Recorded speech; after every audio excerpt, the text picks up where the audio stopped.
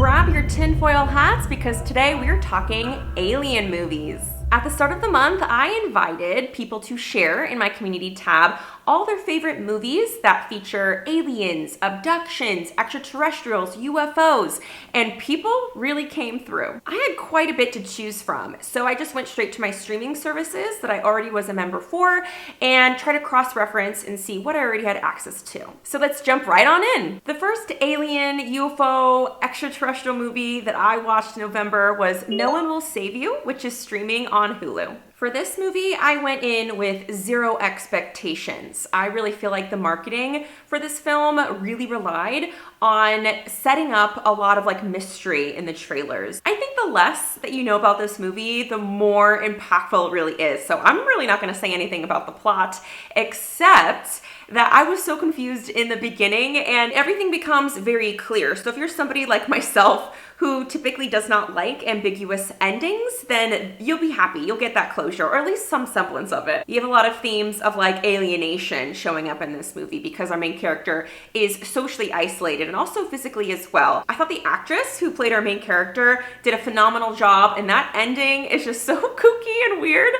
I loved it. I thought that there would be no better ending than that. I was just so curious where it was gonna go, and the ending that we got was not at all what I was expecting or any of the options in my head that I was imagining that the directors and writers were gonna take us. There is quite a bit of subtext in here, so if you like that like myself, this will definitely be your jam, but also if you're somebody who really likes literal representations of aliens, this gives you that creature feature vibe that will make those people very, very happy. So if you haven't seen this movie yet and you have Hulu, please do yourself a favor and turn this one on. The next movie I got to was Alien, which came out in 1979. I really loved having an excuse to finally get to this movie because it's so incredibly iconic. Like that one really disturbing scene that happens in the middle of the crew having their dinner. I've seen that in documentaries and other kind of featurettes. And still, when I came across it in this movie, I was shocked. But I do have to admit, I was a little restless in the first 40 minutes of the movie, where you do have not much going on. Actually, nothing really is going on when you think about the audio. It's really good and effective uses of silence. It did really set the scene for where we were in this world that's definitely not contemporary. I was constantly enthralled anytime the alien was on screen, and all of the action scenes, they were really tense, they really shocked me, and I thought it was also really strategic the way that the director withheld a lot of the gore and the graphic nature of those scenes. There's not a lot of gratuitous, prolonged angles with that camera. It's kind of the gory scene happens with the alien and one of the crew members, and then we fade to black or we fade to silence. And that is really unnerving. Later on in the month, I did watch that Shudder original documentary called Memory, Origins of Alien, that did give me a bit more of an appreciation for this movie. Because I don't think it's a 5-star rewatch, super obsessed movie for me. I definitely appreciate it for all that it did artistically. That was incredibly groundbreaking and probably set up a lot of how we look at alien sci-fi horror movies moving forward. But my goodness, this documentary really set everything up, the inspirations of the directors and writers and the people who are responsible for creating these set designs and these magnificent images of the alien. And then of course, my favorite part of this documentary was having all of these cultural and film critics analyze the subtext and symbolism that is a part of the alien movie. There's so much, it's incredibly rich. I wrote down here that it made the anti-imperialism subtext of this movie all the more clear for me. All of that acting as an allusion to the Vietnam War, what could happen,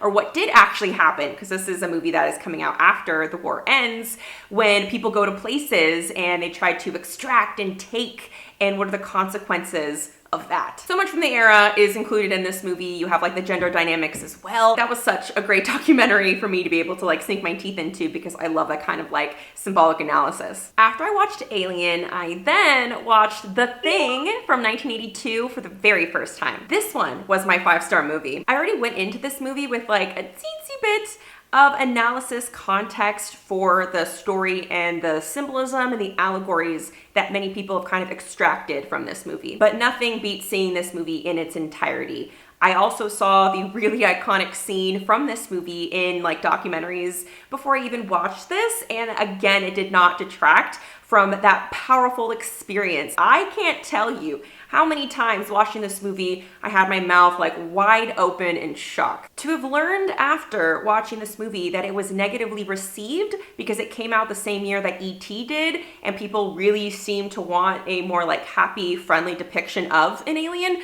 is incredibly wild to me. Because this movie wastes no time getting us right into the thick of things. The animatronics are fantastic, and all the kind of things that they did to set the scene just being wintry and cold. It's an incredibly frightening movie, the way that this alien is able to disguise itself and survive and really just rip apart this team of men who are tasked with working in a very interesting location, which is incredibly cold and isolated. It's the question of like, who do you trust? And the alien breeds so much paranoia with these men. So much paranoia to the point where, you know, the darkest parts of themselves are really coming out.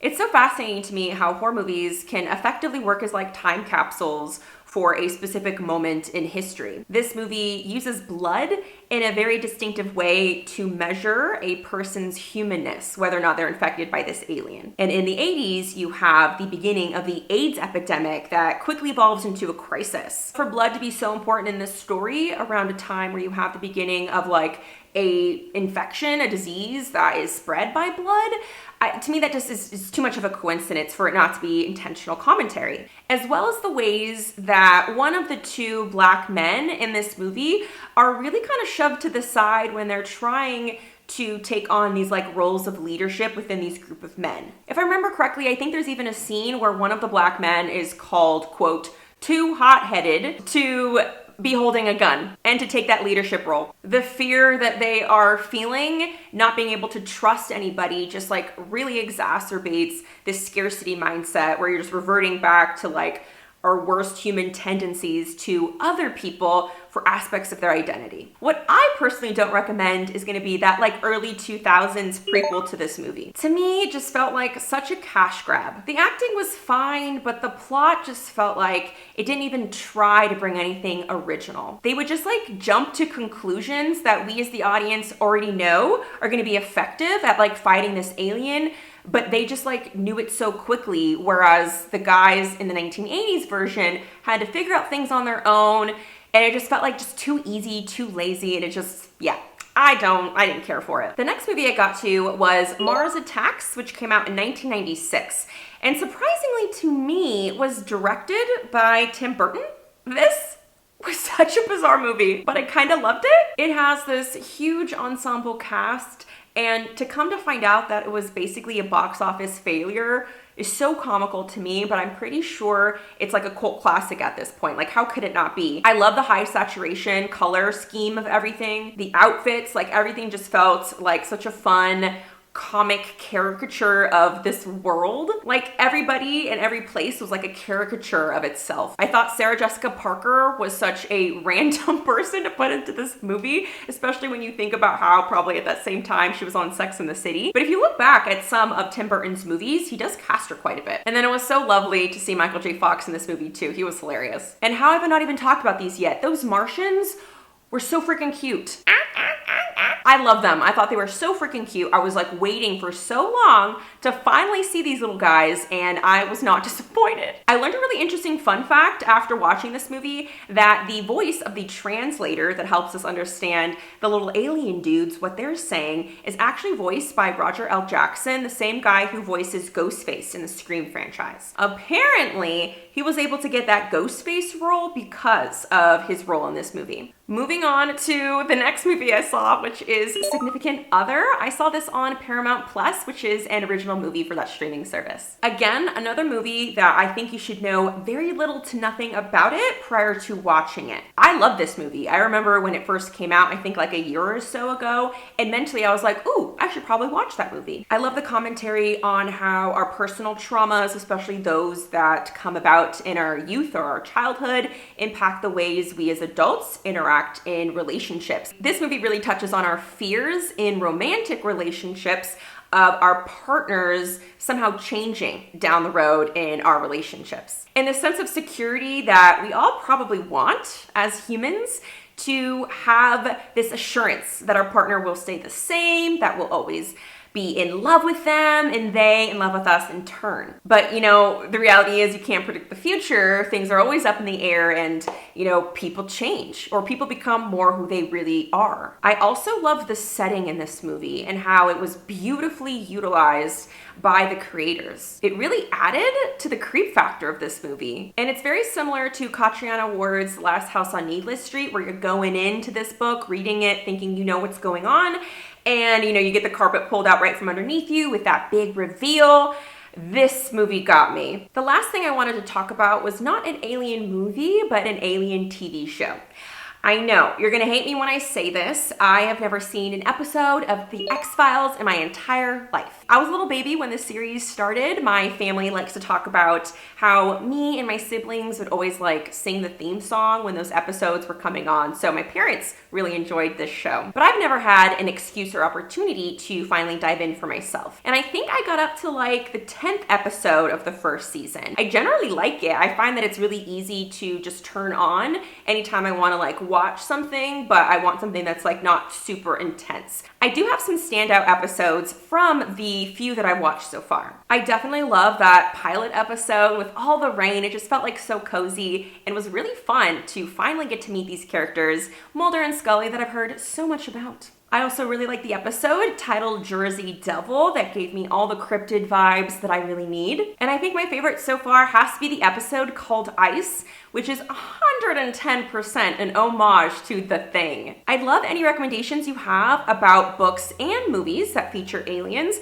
especially if you saw that I liked one on here that you think has similar themes or topics as others. This project has definitely increased my appreciation and interest in the alien. Not gonna lie, I have definitely been looking up to the sky and just having more of a sense of wonder about the universe and our world and all the possibilities that are out there. And I think that's kind of nice and in a weird roundabout way kind of comforting to know that we don't always have this concrete understanding of the world, that anything can happen, and Mulder likes to say, he wants to believe, and I do too. The truth is out there. Thank you so much for being here. I'll see you on my next video. Bye.